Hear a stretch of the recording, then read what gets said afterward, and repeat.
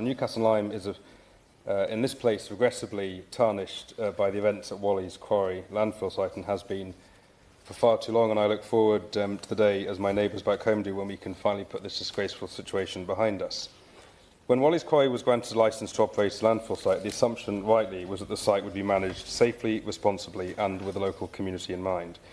But we all know too painfully that this did not happen.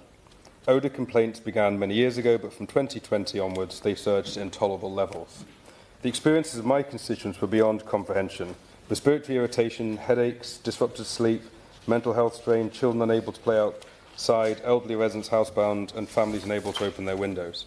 Not to mention the disgraceful experience of my young constituent Matthew, and I pay tribute to him, his mother Becky Curry and their family for all they've done to shine a light on the disgraceful situation at Walleys.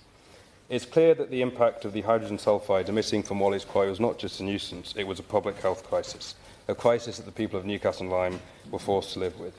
And whilst we can't go back in time, Chair, we must ensure that the experiences that we've had are not repeated anywhere else in this United Kingdom. Walleys Quarry reveals a fundamental gap in the UK's planning system. Planning permission, even when technically compliant, does not guarantee that a waste site in a former quarry will remain safe or tolerable for those who live around it. Too much trust was placed in conditions that lacked enforceability and, in our case, an operator who consistently failed to do the right thing. In my working life, I've never seen such cowboy operators as irresponsible, greedy, reckless and, to put it bluntly, criminal as I share with the House today. I've received news that Nigel Bowen, who was once responsible for the operations at Walleys, died last month, and I of course acknowledge the impact on his family, but I'm also concerned that what this means for the criminal investigation. We cannot be in a situation where people who know what happened, who can provide answers and who must be held accountable, avoid justice for whatever reason. And I hope that the criminal investigation reaches its conclusion sooner rather than later. There are also reports that I've received and have raised with HMRC that the operators, the former operators at Walleys Quarry, owe in the region of £80 million. I urge all relevant authorities to go after every single penny, because the people of Newcastle and Lyme deserve no less. The Environment Agency has been clear in its own assessments. It recorded repeated breaches by the operator, identified poor management and concluded that Walleys Quarry Limited had failed to demonstrate that it could control fugitive landfill emissions.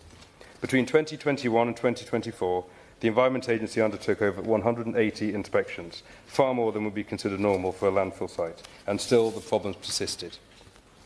But the problem is not simply about operator or political leaders at all levels of government who failed to act when needed. It's a system that allows a badly managed site to continue operating for years, even as the harm grows and even as enforcement escalates.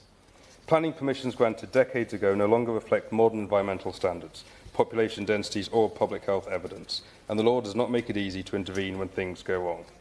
2 years ago, we celebrated a year since Walleys Quarry was closed down, and I'm grateful to all those who campaigned so hard to help make that happen.